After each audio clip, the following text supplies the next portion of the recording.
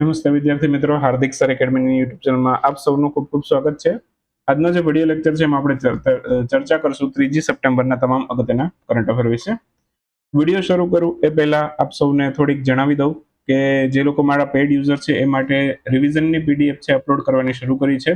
તો રિવિઝનની પીડીએફમાં અત્યારે 2 topic upload થઈ ચૂક્યા છે. તમે અત્યારે જોશો એપ્લિકેશનની અંદર કોર્સમાં જઈને તો તમને 2 પીડીએફ મળશે. એક તો અગત્યની નિયુક્તિ, બરાબર. નિયુક્તિની અંદર કહેવાતું કે પદ અધિકારી હોય, જેમ કે સીઓ કોઈ કંપનીના નિયુક્ત થયા હોય અથવા તો કોઈ અધ્યક્ષ કોઈ એવી સંસ્થા હોય, તો એવી સંસ્થાઓના અધ્યક્ષ તેમજ પ્રધાનમંત્રી કોઈ દેશમાં નવા નિયુક્ત થયા હોય, તો આવી બધી અગત્યના પોઈન્ટ છે, બરાબર, કે જે પદ અધિકાર સાથે સંબંધિત છે. ઓકે, તો એવા તમામ મુદ્દાઓ શોર્ટ લિસ્ટ કરી, બરાબર, છેલ્લા 5-એક મહિનાના મુદ્દાઓ છે શોર્ટ લિસ્ટ કરેલા છે અને એ પ્રમાણે તમને આખી પીડીએફ છે એ શોર્ટ લિસ્ટ કરી આપી છે અપોઇન્ટમેન્ટ અથવા તો નિયુક્તિ સંબંધિત પ્રશ્નોની. ઓકે, તો એમાં ટોપિક વાઇઝ તમને સીધા એ ટાઈપના ક્વેશ્ચન મળી જશે. બીજી વાત કે આ ઉપરાંત પણ હજી એક ટોપિકની પીડીએફ અપલોડ કરી છે રેન્કિંગની, બરાબર. હવે રેન્કિંગમાં મેં આખા ટોપિકનું ડિસ્ક્રિપ્શન એટલા માટે આપેલું છે કે એમાં તમારે પ્રથમ ક્રમ યાદ રાખવાનો હોય, બરાબર, લાસ્ટ ક્રમ અંતિમ ક્રમ આપેલો હોય તો અંતિમ ક્રમ યાદ રાખવાનો હોય, ભારતનો ક્રમ યાદ રાખવાનો હોય, બરાબર. તો જે મોટી મોટી રેન્કિંગો હશે એમાં આખું ડિસ્ક્રિપ્શન સાથે જ બધું ટોપિક છે એડ કરેલા છે, તો તમને એ વસ્તુ રિવાઇઝ કરવામાં સરળ પડશે. કોઈ રેન્કિંગ છે તો કઈ સંસ્થા આપે છે, બરાબર, તો એ સંસ્થાના નામ સાથે ટૂંકમાં આખું જે ડિસ્ક્રિપ્શન હતું, બરાબર, એ ટોપિકનું રેન્કિંગ વાળા પોઈન્ટનું એ આખું તમને શોર્ટ લિસ્ટ કરી અને આપેલું છે એ રેન્કિંગની પીડીએફ ની અંદર. તો અત્યારે 2 રિવિઝનની પીડીએફ અપલોડ થઈ છે. ફટાફટ તમે રિવિઝન કરી લેજો આજના દિવસમાં. ઓકે, અને આજના દિવસમાં રિવિઝન કરશો, રાત સુધીમાં નવી પીડીએફો આવી જશે તમારા માટે. ક્લિયર? સો ફટાફટ આ 2 પીડીએફ નું શાંતિથી રિવિઝન કરો. એપ્રોક્સિમેટલી બંનેની અંદર છે 10 થી વધારે પેજ છે, બરાબર. તો શાંતિથી તમારે રિવિઝન કરવાનું છે અને તમારું રિવિઝન શરૂ કરી દેજો કરંટ અફેર. ક્લિયર? સાથે શરૂ કરી દઈએ આજનો વિડીયો. કોઈ પણ કોર્સ સંબંધિત એપ્લિકેશન સંબંધિત માહિતી પૂછવી હોય તો આ નંબરો ઉપર તમે અમારો કોન્ટેક્ટ કરી શકો છો. શરૂ કરીએ આજનો વિડીયો. 3 સપ્ટેમ્બરના current affair. સૌથી પહેલો ક્વેશ્ચન આજના વિડીયોમાં, ચંદ્રયાન 5 માટે ભારત અને કયા દેશ વચ્ચે કરાર કરવામાં આવેલા છે? તો ચંદ્રયાન 5 માટે ભારત અને જાપાન વચ્ચે આ કરાર થયા છે. તો આન્સર આવશે ઓપ્શન એ, જાપાન. હાલમાં જ ચંદ્રયાન 5 માટેના પણ કરાર થઈ ગયા છે ભારત અને જાપાન માટે. આ મિશનને જાપાને નામ આપ્યું છે લુપેક્સ. ઓકે, ઇન્ટરનેશનલી આ મિશન લુપેક્સ તરીકે નામ ઓળખાય છે અને ભારત છે એને આ મિશનને ચંદ્રયાન 5 નામ આપેલું છે. ક્લિયર? આમાં જાપાનની અંતરિક્ષ એજન્સીનું નામ છે જાક્સા, જાપાન એરોસ્પેસ એક્સપ્લોરેશન એજન્સી. તમને આનું ફૂલ ફોર્મ પૂછી શકે. ઇસરોનું પણ પૂછી શકે, Indian space research organisation. Okay, તો લુપેક્સનું આ ફૂલ ફોર્મ છે lunar polar exploration mission. Okay, 2028 પછી આ મિશન લોન્ચ થવાનું છે.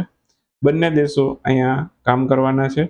ઓકે, ભારત લેન્ડર બનાવશે અને જાપાન છે એ રોવર બનાવશે. જેમ આપણે ચંદ્રયાન 3 માટે લેન્ડર બનાવ્યું છે એ જ પ્રકારે ચંદ્રયાન 5 માટે લેન્ડર બનાવશું, જાપાન આનું રોવર બનાવશે.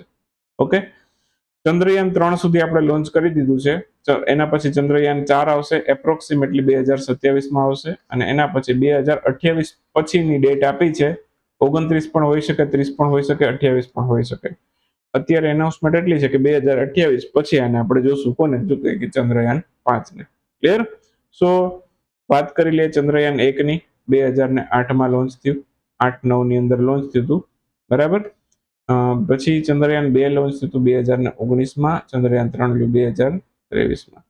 કઈ તારીખે લેન્ડ થયું હતું? 23 ઓગસ્ટ 2023. આંકડો યાદ રહી જાય એવો છે.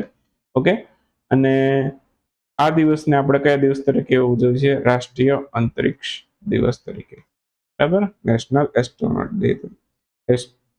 તો એ આપણે યાદ રાખીશું. બાકી ચંદ્રયાન 4 છે, બરાબર, એ 2027માં લોન્ચ થશે અને ચંદ્રયાન 5 2028 પછી લોન્ચ થવાનું છે. 2025 સાફ અંડર 17 મહિલા ચેમ્પિયનશિપ છે એનું આયોજન કોણે કર્યું છે? કોણે જીત્યું છે? આનું ટાઇટલ કોણે જીત્યું છે?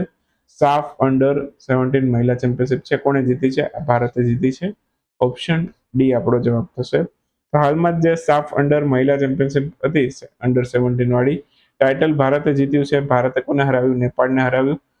આ મેચ છે ભૂટાનની રાજધાની થિમ્પુમાં રમાઈ હતી. મતલબ કે આ ટુર્નામેન્ટનું આયોજન ક્યાં થયું હતું? તો કે ભૂટાનમાં થયેલું હતું. ફાઇનલ મેચ ત્યાં રમાઈ હતી.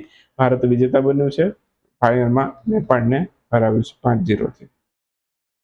ટુર્નામેન્ટનું આયોજન સાફ એટલે કે સાઉથ એશિયન ફૂટબોલ ફેડરેશન દ્વારા કરવામાં આવે છે.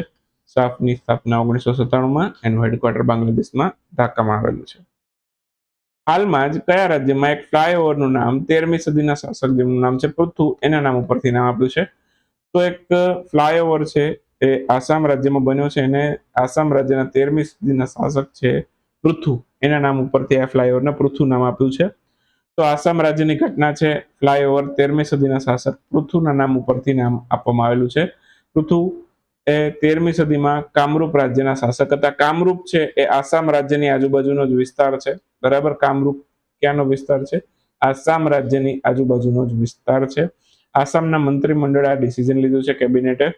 ઓકે, બાકી પૃથુ રાજા વિશે વાત કરીએ તો એમણે દિલ્હી સલ્તનત છે એની સામે પણ યુદ્ધ કરેલા છે. ઓકે, એમનો જે રાજા હતો ઇલ્તુત્મિશ, ઓકે, તો એમની સેનાઓ સાથે એમણે યુદ્ધ કર્યા છે અને એમની આસામમાં વીરતા અને સ્વાભિમાનના એ પ્રતીક માનવામાં આવે છે રાજા પૃથુને. ક્લિયર? સો આટલા પોઈન્ટ છે આસામના પૃથુ વિશે યાદ રાખવાના છે. ભારતીય સેના એમના દ્વારા કયા સ્થળે અગ્નિશક્તિ અભ્યાસનું આયોજન કરવામાં આવેલું છે? તો અગ્નિશક્તિ અભ્યાસ છે આનું આયોજન ક્યાં કરવામાં આવેલું છે? આનું આયોજન હાલમાં જ કરવામાં આવેલું છે. એ અરુણાચલ પ્રદેશમાં કર્યું છે. તો આન્સર આવશે ઓપ્શન ડી, અરુણાચલ પ્રદેશ. હાલમાં જ અગ્નિશક્તિ અભ્યાસનું આયોજન છે અરુણાચલ પ્રદેશની અંદર કરવામાં આવેલું છે. ભારતીય સેના અને Indo Tibetan border police force બંને સંયુક્ત રીતે આ અભ્યાસનું આયોજન કર્યું છે. અભ્યાસનો હેતુ શું? તો કે સરહદી વિસ્તારોમાં સંયુક્ત ઓપરેશનલ ક્ષમતા છે એનો વિકાસ કરવો, આંતરરાષ્ટ્રીય સુરક્ષા, બાહ્ય ખતરાઓ છે એનો સામનો અને તાલમેલો સુધારવા. ક્લિયર? તો આઈટીબીપી નું પૂરું નામ થાય Indo Tibetan border police force. Headquarter એનું નવી દિલ્હીમાં છે. સ્થાપના 1962માં થઈ.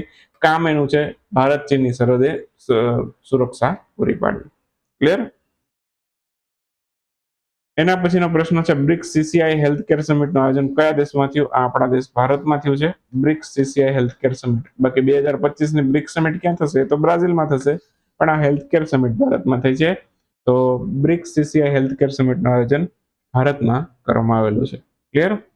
તો આની થીમ પણ છે એ પણ આપણે યાદ રાખવાની છે.